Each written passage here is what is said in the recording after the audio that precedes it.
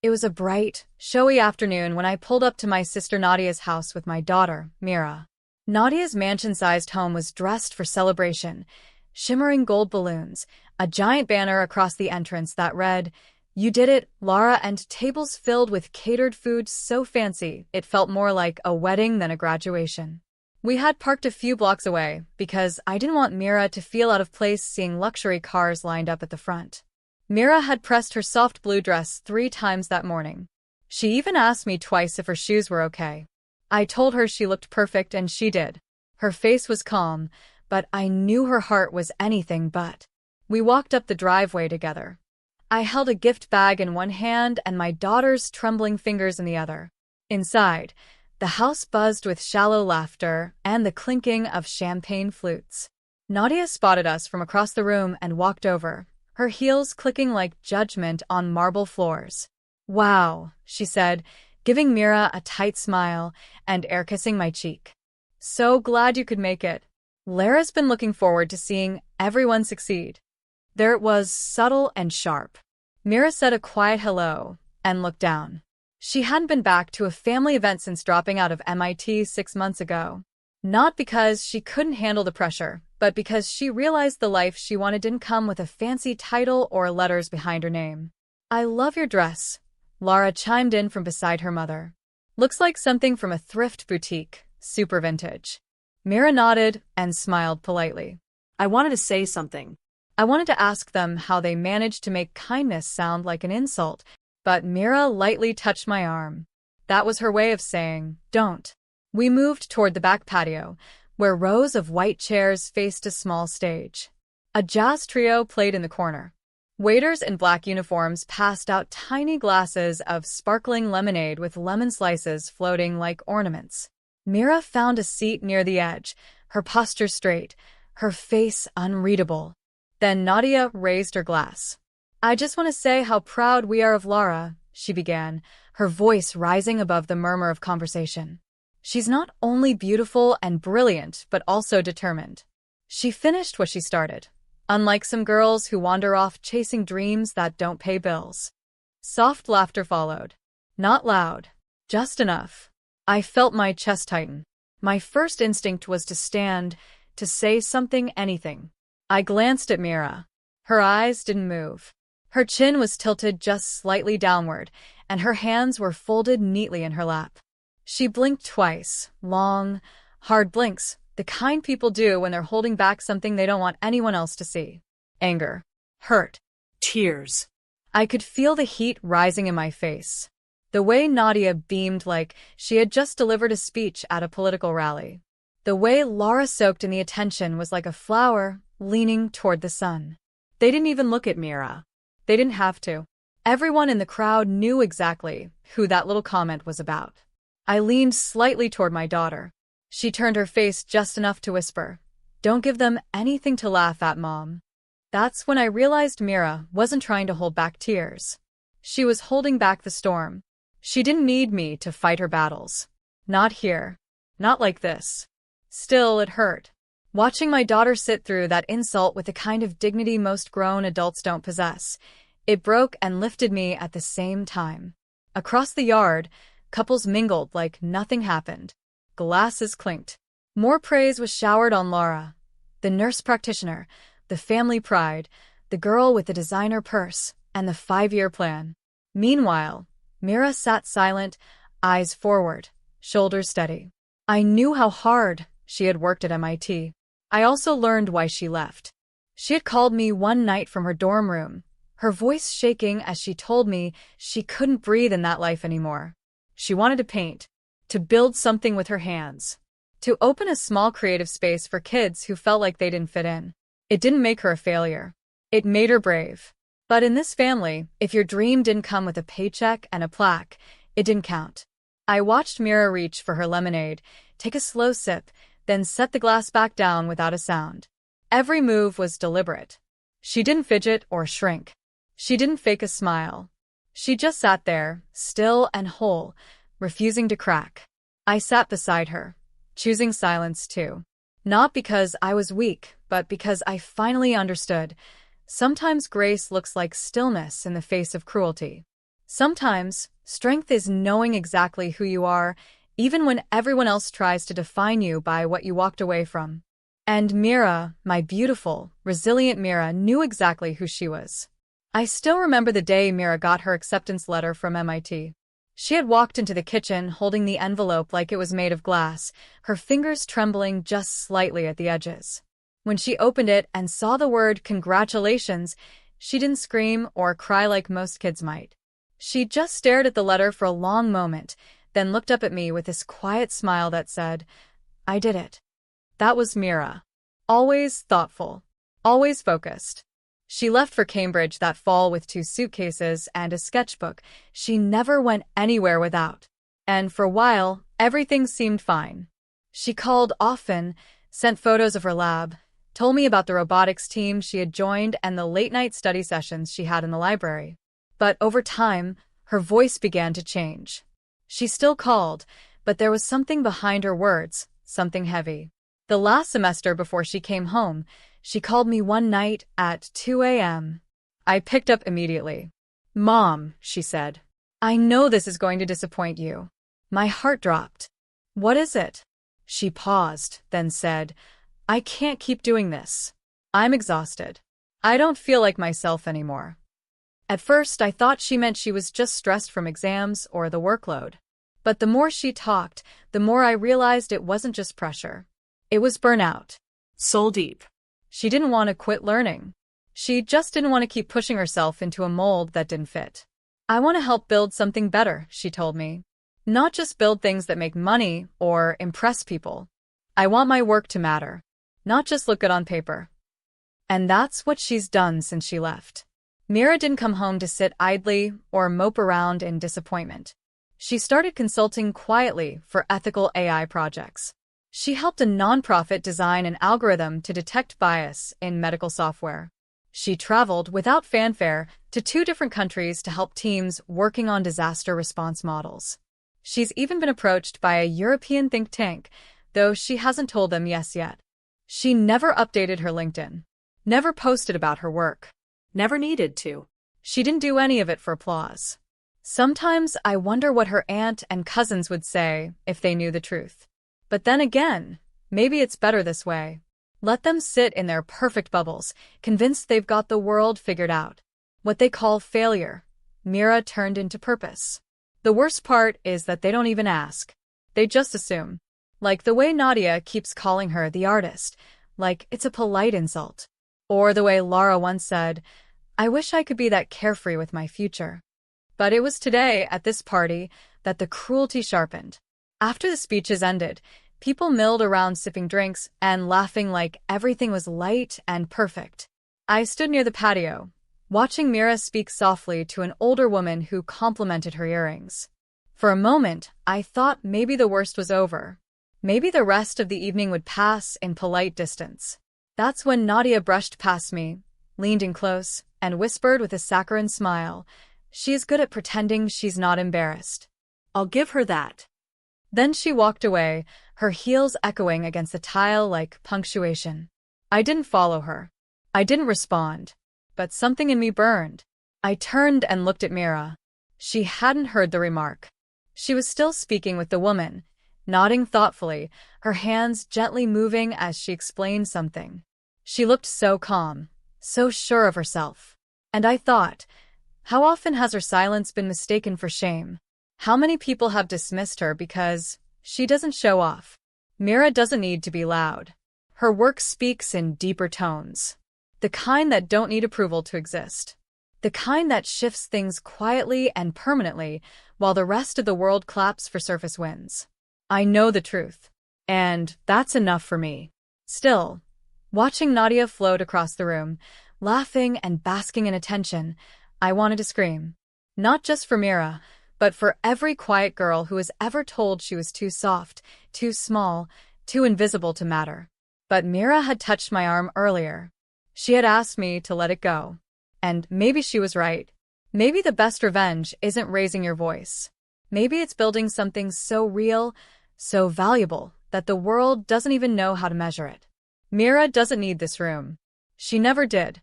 Just when I thought the night might settle into a quiet end, Nadia picked up her champagne glass again. I was near the drinks table, holding a half-empty flute, trying to distract myself by counting the lemon slices floating in the punch bowl. Mira had wandered off to the garden's edge, standing alone near the fairy lights that twinkled against the dusk. I could see her profile, calm, composed, distant. She looked like she didn't belong there, like she was already somewhere else. Nadia tapped her glass with a polished fingernail and raised it once more. "Sorry, everyone, just one more quick toast," she said, her voice light and charming. "To all the hardworking graduates here tonight, and to those who stayed the course. Because, let's be honest, not everyone does. And while there's nothing wrong with serving coffee or waiting tables, I think we all agree it's better to walk across a stage than walk around with a tray." Laughter rose again. This time, louder. It wasn't a joke, and it wasn't subtle.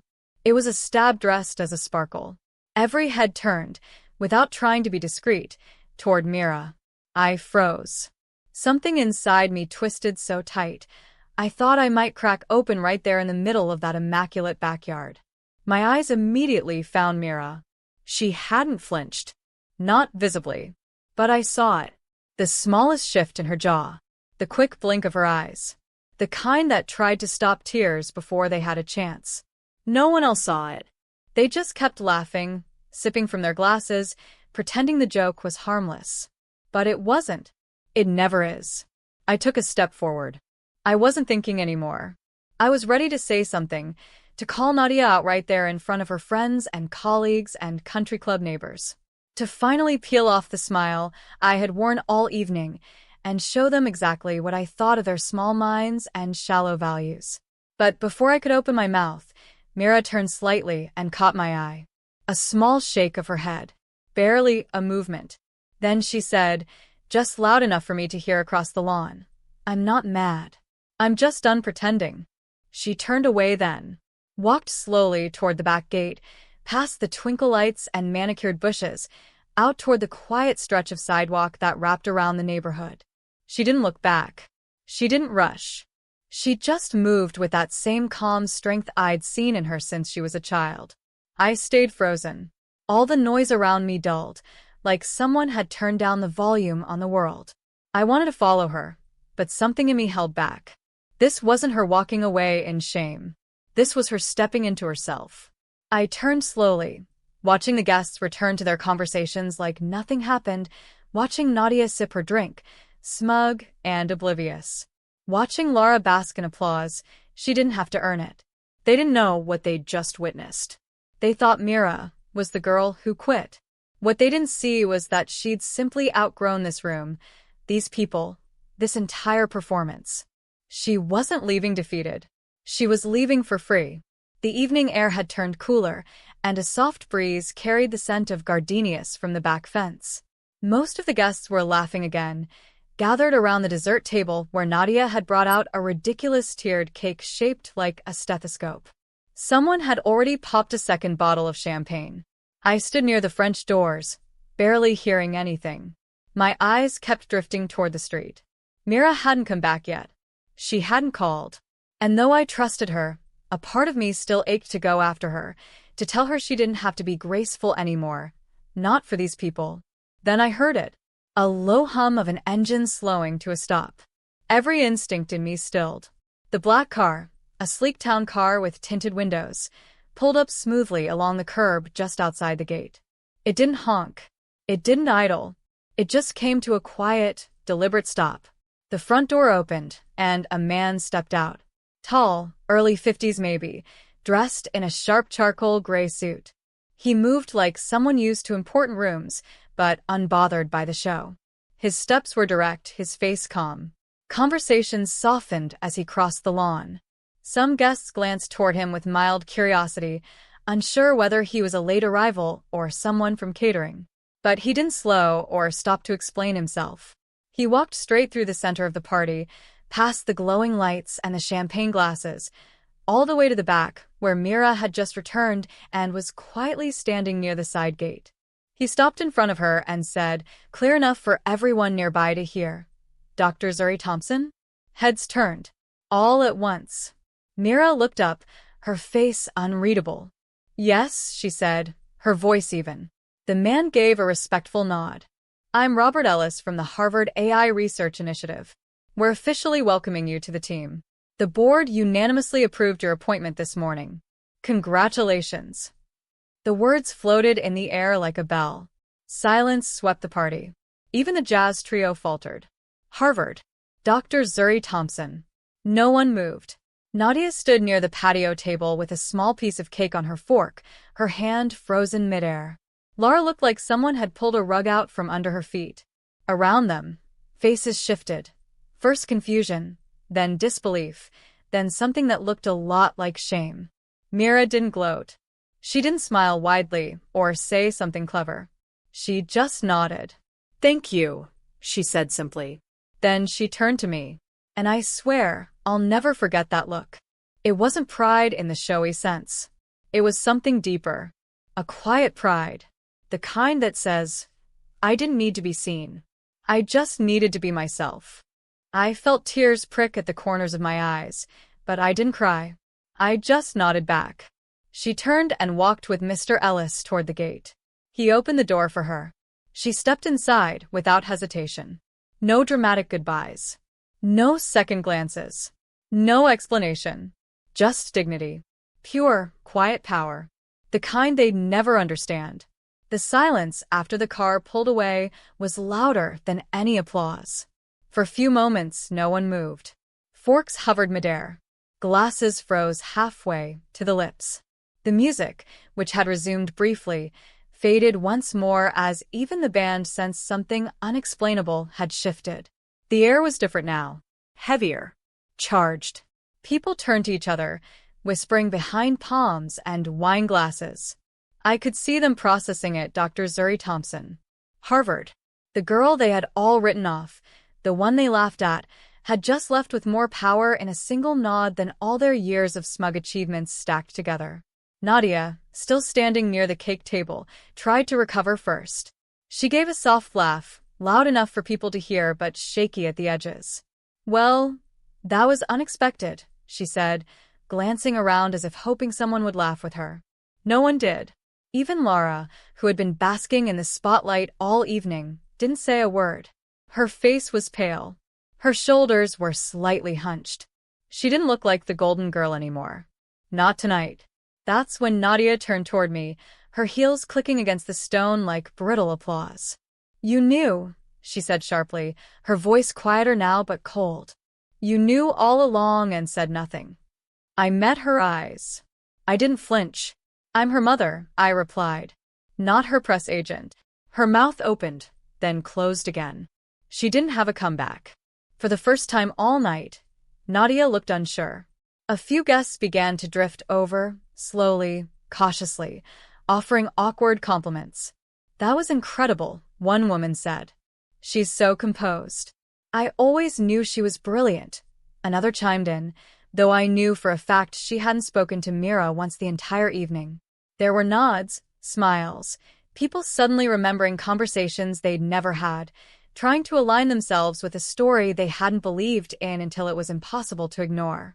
But it was too late. The respect they offered now came stained with guilt. I answered with polite nods, a few soft thank yous, but I didn't offer more.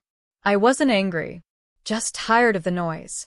Nadia didn't approach me again. She circled the patio once, feigning cheer, but no one followed her with the same eager energy. She avoided eye contact. Her power had vanished like mist under morning sun. Even the banner that had once glowed so proudly, "You did it, Laura," now looked strangely out of place, like it belonged to a different event in a different world. Laura stood off to the side, her crown tilted, her smile dimmed. She wasn't used to being in the background, and it showed. For the first time, people weren't gathered around her. They were talking about someone else. Someone who hadn't needed decorations or speeches or applause. Someone who had already left. When I got home that night, the house felt different, still and expectant, like it was holding its breath. I walked into Myra's room and turned on the light. It was just as she'd left it before we left for the party, but now it looked fuller, more alive. Her desk was scattered with notes and printouts, some scribbled on the backs of old envelopes, others stacked in neat piles. There were sketches of models, diagrams of machine learning systems, and sticky notes with phrases like bias equals silent harm and tech should feel human.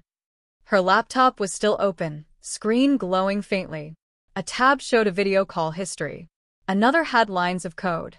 A third displayed an article draft titled Ethics Without Borders, a New AI Framework. This was Myra's world. Not champagne toasts and curated party photos, but pages full of intention and design. A quiet revolution, built piece by piece at her own pace. I sat down on the edge of her bed, took a breath, and let the silence wrap around me. It didn't feel empty anymore. It felt earned. An hour later, my phone buzzed. Mira. Her voice came through clear, steady. Hey, Mom, she said. Just landed. The campus is quiet, but it feels right. How are you? I asked softly. There was a pause, but not a hesitant one. Just thoughtful. I said no to the press release, she said. They wanted to do this big announcement. Photos. Quotes. Ask them to hold off. Why? I asked, though I already had a feeling. Because I want the work to speak first. I smiled, not because I was surprised, but because, of course, she did. That was Mira. She never needed noise to feel seen. Her validation didn't come from applause. It came from doing the thing that mattered most, even if nobody clapped for it. After we hung up, I thought about everything that had happened. The stares, the laughter, the way the entire room had shifted with one sentence from a man in a charcoal suit. Since that night, people started reaching out. Cousins who had never called before. Former classmates. Even Nadia sent a stiff message about how proud the family was and how she'd always seen Myra's potential. Mira responded with grace. She always did. Short, polite replies. No anger. No gloating. She accepted the attention without letting it touch her center. Because the truth was, she didn't win by proving anyone wrong. She won by refusing to shrink. She had never needed to shout to be strong. Her strength lived in her clarity, in knowing what she wanted and carving it out of a world that expected her to stay in a box built by someone else. Not all victories are loud. Some don't arrive with trophies or speeches or parties. Some arrive quietly, reshape the air around them, and leave without asking for applause. That's what Mira did. She didn't take the stage. She took space. And in doing so, she changed everything. Quietly. Powerfully.